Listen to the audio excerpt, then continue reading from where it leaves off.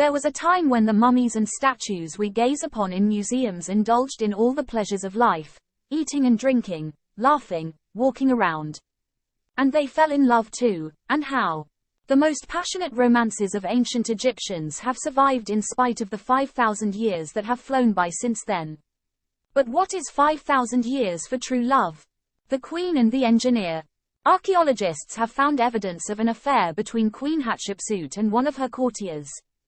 Britain has even made a documentary about this love story, which took place 3,500 years ago. The film is called The Nile, Egypt's Great River with Bethany Hughes. In it, the presenter visited the temple of Hatshepsut, where many of the Queen's inner circle did not have access. On the walls of the temple are drawings hinting at Hatshepsut's connection to an engineer named Senenmut. God and Goddess. The most famous story of immortal love and fidelity is the myth of Isis and Osiris. It tells that Osiris was murdered by his jealous brother Seth. The body of the murdered man was placed in a coffin and thrown into the Nile. Isis wandered all over the country until she found the coffin containing her husband's body. With the power of divine love, she brought Osiris back to life. Would you say that's just a myth? Yes, but it reflected the ancient Egyptians' concept of conjugal love and devotion. Pharaoh and his unmarried wife. Egyptian rulers traditionally married close female relatives, sisters, cousins, and in the absence of such, even their own mothers.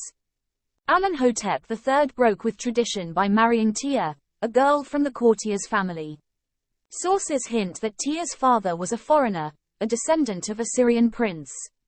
Tia and Amenhotep's marriage was extremely successful. 6 children were born to the couple.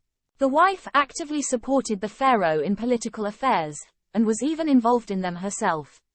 Amenhotep was so fond of Tia that he ordered to depict her on statues of the same height as him, although by Egyptian artistic tradition, women have always been made shorter in height.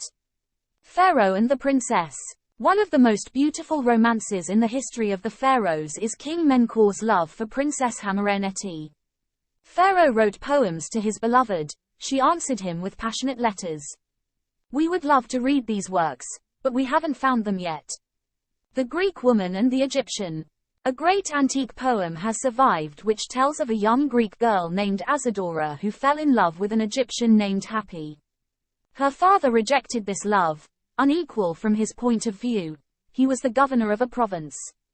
Asadora met her lover in secret. One night, on her way to a rendezvous, she drowned in the river.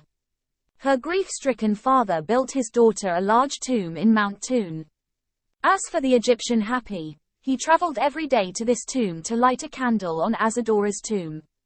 The stories of pharaohs, princesses, gods and mere mortals say only one thing: human love was the same in every era. Or did the ancients love more than we do?